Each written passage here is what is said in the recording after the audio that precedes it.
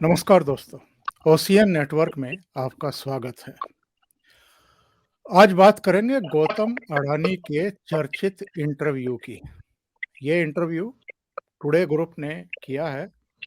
राज चेंगप्पा जो उनके एडिटर हैं, बहुत सीनियर जर्नलिस्ट हैं, उन्होंने उनसे बातचीत की है और ख़ास बात ये है कि गौतम अडानी ने और तो बहुत सारी बातों का खुलासा किया ही है।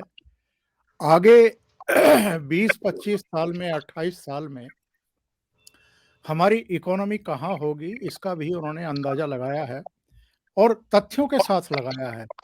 ऐसे हवा में बातें नहीं की हैं। इसके अलावा उन्होंने कुछ ऐसे सवालों के जवाब भी दिए हैं, जो मुझे लगता है कि उनके जवाब देने की ज़रूरत भी नहीं है, लेकिन उन्होंने जवाब दिए हैं। उन्होंने कहा है कि मुझे प्रधानमंत्री नरेंद्र मोदी के साथ इसलिए टारगेट किया जा रहा है, क्योंकि हम एक ही राज्य से आते हैं।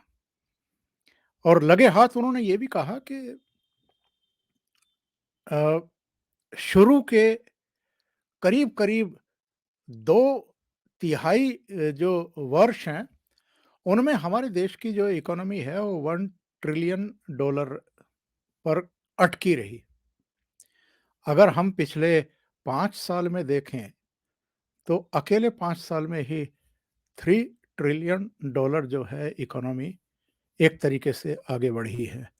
और उन्होंने ये दावा किया है कि 2050 तक भारत की जो इकोनॉमी है वो $30 ट्रिलियन पर पहुंच जाएगी।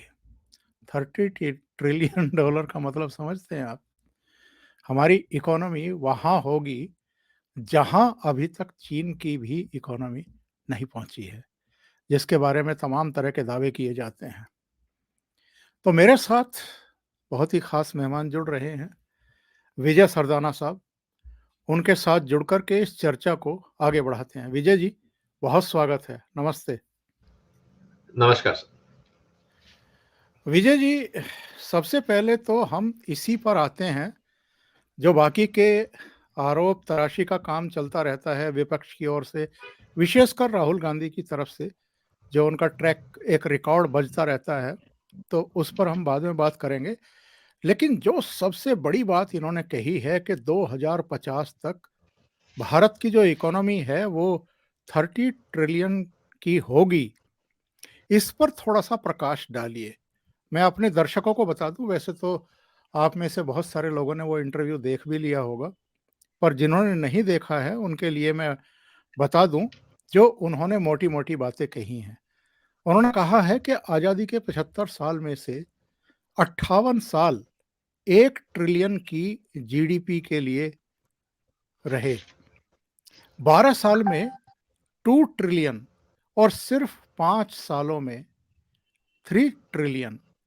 लेकिन अब हम जिस तेजी से बढ़ रहे हैं, अगले दशक में हर महीने 12 से 18 महीनों में हम जीडीपी में 1 ट्रिलियन डॉलर जोड़ेंगे।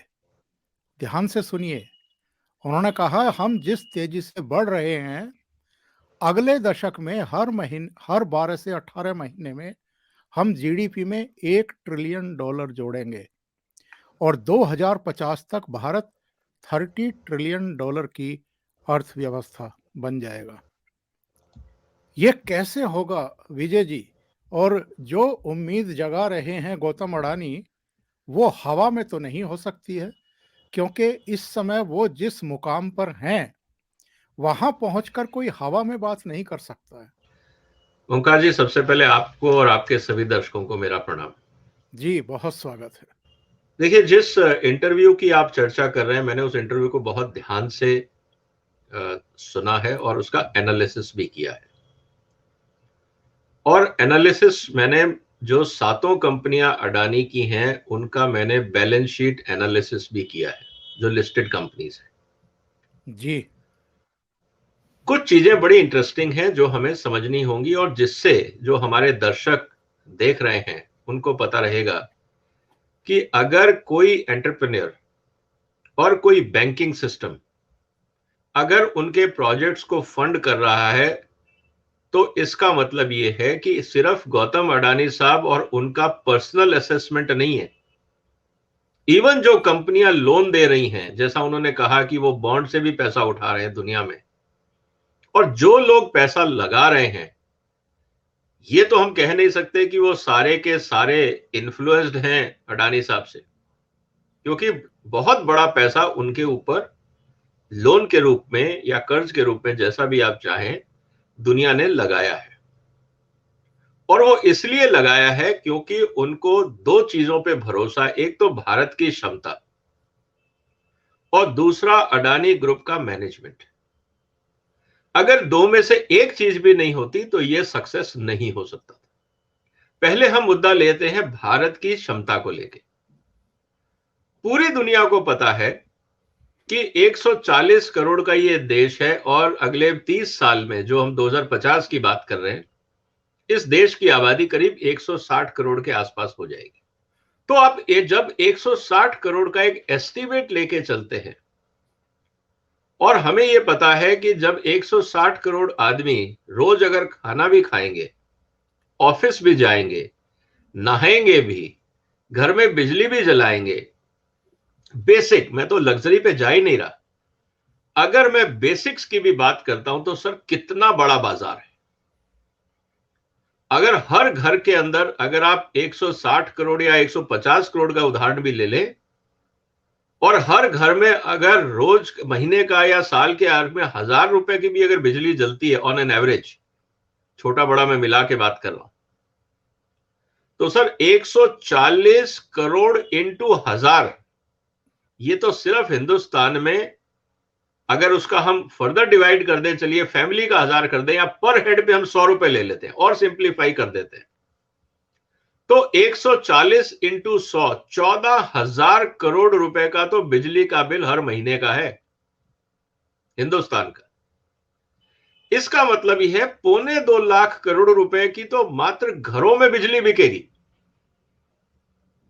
और जब आप इंडस्ट्री, स्ट्रीट लाइट्स, बाकी यूटिलिटीज, एंटरटेनमेंट इंडस्ट्री, बाकी बातें करते हैं, तो आप करीब और कुछ नहीं तो 50% और जोड़ दीजिए, तो हिंदुस्तान में बिजली का बाजार ही करीब 3 से 4 लाख करोड़ का होगा। मैं सिर्फ बिजली वितरण की बात कर रहा हूं। बहुत बड़ी बात है। और 3 से 4 लाख करोड़ रुपए की अगर बिजली खपत होगी किसी देश में, तो आप समझ सकते हैं कि उस देश में इकोनॉमिक एक्टिविटी, इंडस्ट्रियलाइजेशन में अगर इंटू 5 भी अगर मैं करता हूं कि चलिए 20% बिजली की खपत है टोटल इनपुट का, जो पॉसिबल बहुत मुश्किल होता है, मुश्किल से 5% होता है, तो अगर मैं 4 लाख करोड़ को 5% भी मान लूं कि बिजली की खपत है टोटल घर के हाउस होल्ड बजट में या फैक्ट्री के हाउस होल्ड बजट में, या 10% भी है, तो सर हम 40 लाख करोड़ रुपए का तो सिर्फ बिजली आधारित उद्योग की बात कर रहे हैं, जिसमें बिजली मात्र सिर्फ इनपुट एक है। तो जब आप उसमें बाकी इनपुट डालेंगे, लेबर डालेंगे, बाकी टैलेंट डालेंगे, नॉलेज डालेंगे, आईपीआर इश्यूज डालेंगे, तो ये हिंदुस्तान की इकोनॉमी कहां जाएगी। मैं एक छोटा सा उदाहरण दे रहा हूं, तो पूरी दुनिया को ये पोटेंशियल भारत में दिख रहा है। दूसरी सबसे बड़ी बात जो भारत में दुनिया को दिख रही है, हमारा एग्रो क्लाइमेटिक जो डाइवर्सिटी है, दुनिया का एकमात्र देश है जो हिमालय से लेकर सागर तट तक हर तरह की जलवायु देता है। तीसरा सबसे बड़ा जो महत्वपूर्ण है, हमारे यहां डेमोक्रेसी है, मतलब रूल ऑफ लॉ है, कोई भी आदमी, कोई भी सत्ताधारी आके अपने हिसाब से मनमर्जी नहीं कर सकता।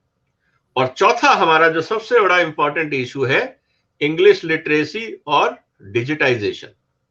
अगर इन 5-7 चीजों को आप जोड़ दें और उससे अगर आप एक इकोनॉमिक स्टेबिलिटी की बात करते हैं, ग्रोथ की बात करते हैं, तो मैं गारंटी देता हूं सर, हिंदुस्तान से ज्यादा आपको पोटेंशियल किसी देश में नहीं दिखेगा।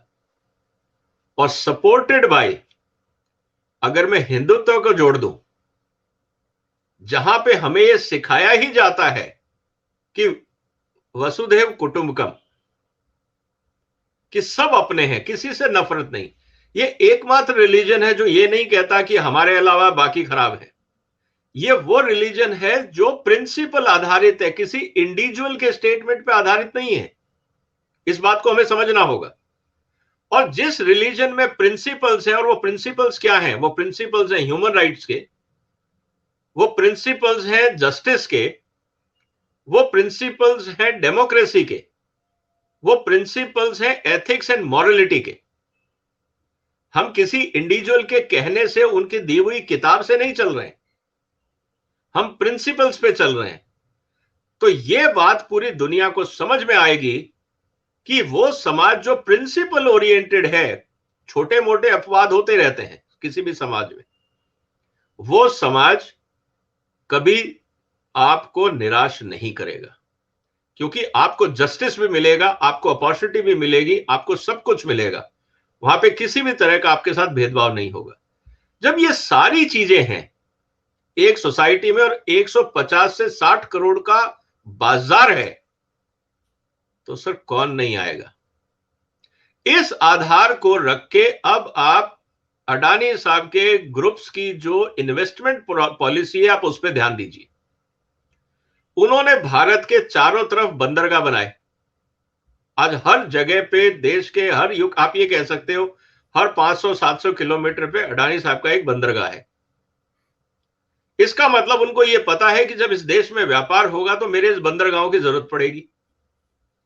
हमने बिजली की बात करी, तो चाहे वो अडानी का ग्रीन पावर हो, ग्रीन एनर्जी हो, या उनके पावर प्लांट्स हो, उनकी खपत रहेगी।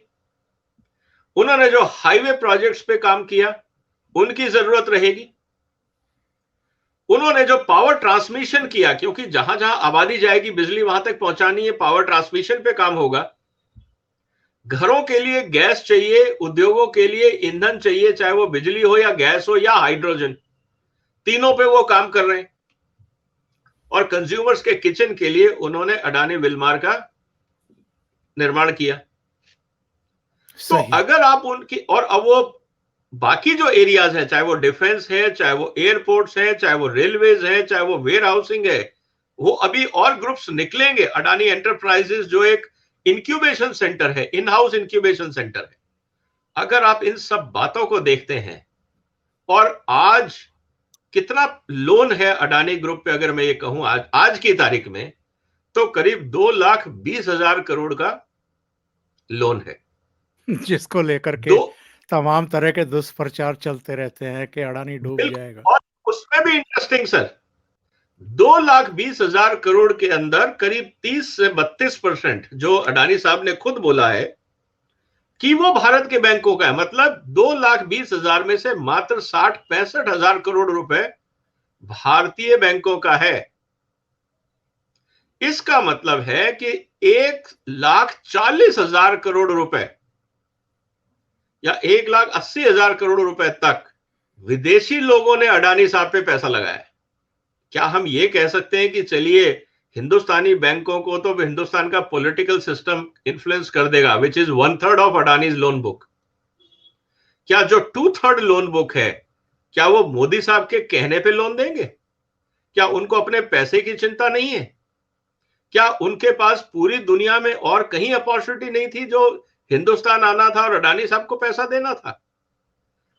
बिजनेस वर्ल्ड में जो इतना बड़ा पैसा हैंडल करता है, उसके पास हर तरह के प्रोफेशनल होते हैं। ऐसे बैंकों के पास हर तरह की जानकारी होती है, और वो आंख बंद करके पैसा नहीं लगाएंगे। मैं तो ये कहूंगा कि अगर विदेशी इन्वेस्टर्स ने पैसा लगाया है और हिंदुस्तान में भी अगर कोई पैसा मल्टीप्लाई करना चाहता है, तो आप भी अडानी के शेयर ले लीजिए, मुझे नहीं लगता कि नुकसान होगा।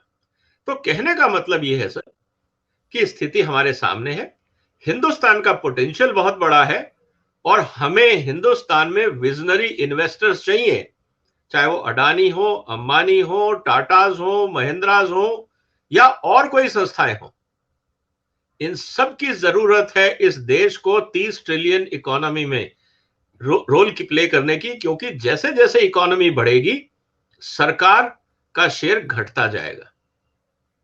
तो कौन भरेगा? या तो विदेशी कंपनियां भरेंगी उस गैप को, या हिंदुस्तान की कंपनियों को उस गैप को भरना है। हमें सोचना है कि क्या हम हिंदुस्तान का इतना बड़ा बाजार विदेशियों के हवाले कर दें, या हिंदुस्तान की कंपनियां बड़ी करें ताकि वो कॉम्पीट कर सके हिंदुस्तान में भी और विदेश में भी, और हमारा इकोनॉमिक डेवलपमेंट हो सके in a professional manner with good governance and good policies and good ethics. ये हमें सोचना है, देश के नागरिकों को सोचना है।